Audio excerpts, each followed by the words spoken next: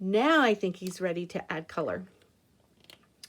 On this one, I used watercolor paints, which makes it really easy to cover the whole page. You know, I don't like to leave white. Y'all know how I am about that.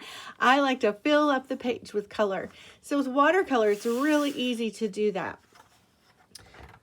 With crayons, not so easy. So what I'm going to suggest to you is that if you do crayons, you may want to go ahead and also watercolor on this just to get the background in, because it will just cramp your hand to color and color and color all of that background. It'll really make your hand start hurting. So if you want to use crayons on this and then watercolor on that, you can.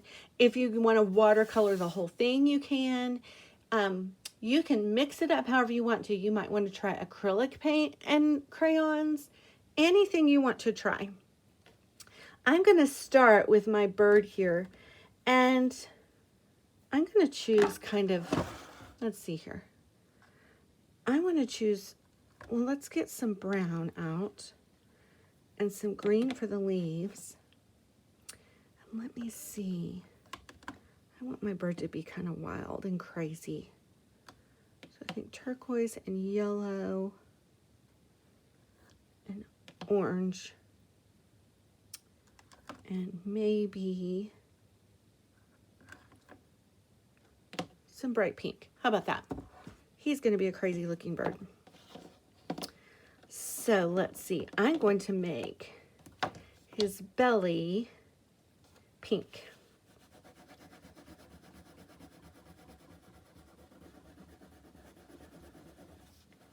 Remember when you're coloring to try to move in little circles.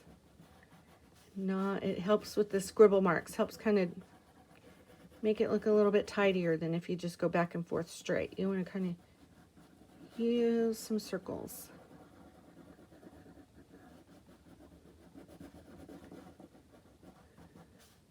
Now I'm going to show you a little trick with crayons. Everyone thinks crayons are kind of boring and you can only do like one thing with them, but I'm going to show you a little trick here. That pink is not exactly how bright I wanted it to be. I wanted that to be a little bit brighter. So I'm going to go through my crayon bucket here and I'm going to get some red. And I'm going to layer on top of that real light using my circle marks to make that look more like a bright bubblegum pink.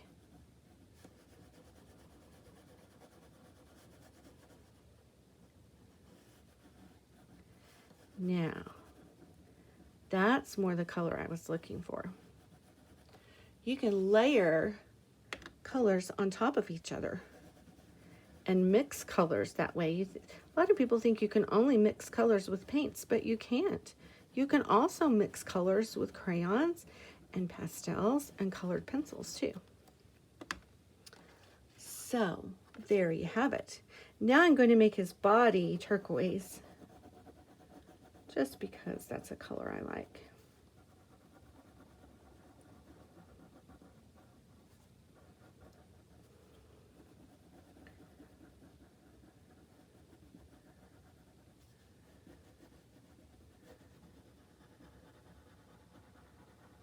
Remember, little circles all around.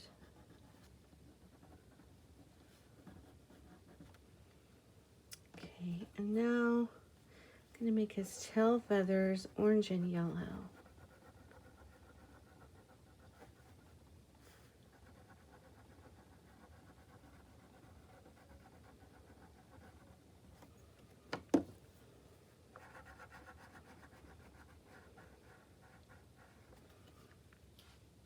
Going to give him a yellow wing.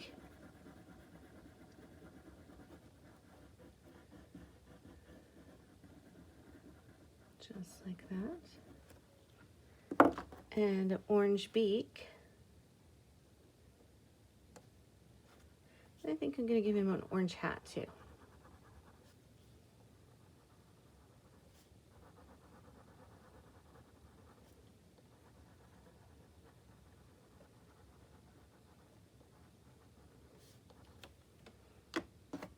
pretty cute looking bird there. Now I'm going to do some leaves. I chose these two colors of crayons for the leaves because I'm going to layer them a little bit. So I'm going around kind of the edges with that green and then going to fill in with this limey green. You can see what that looks like.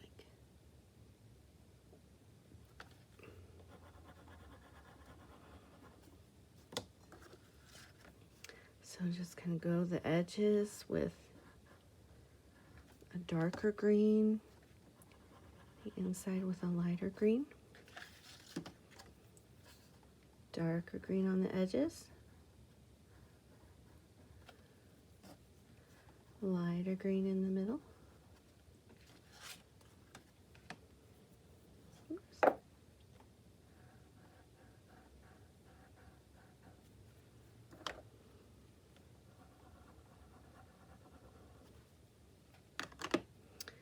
Now, cover that branch.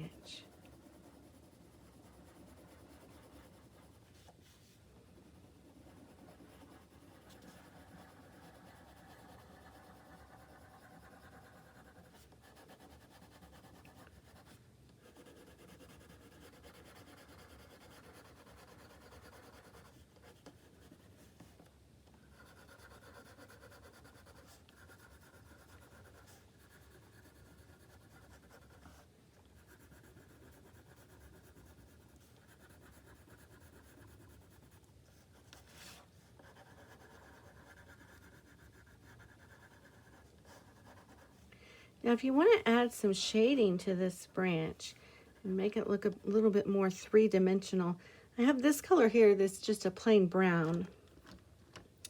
Let me see if I can find a darker shade of brown or a lighter one, or I may use black.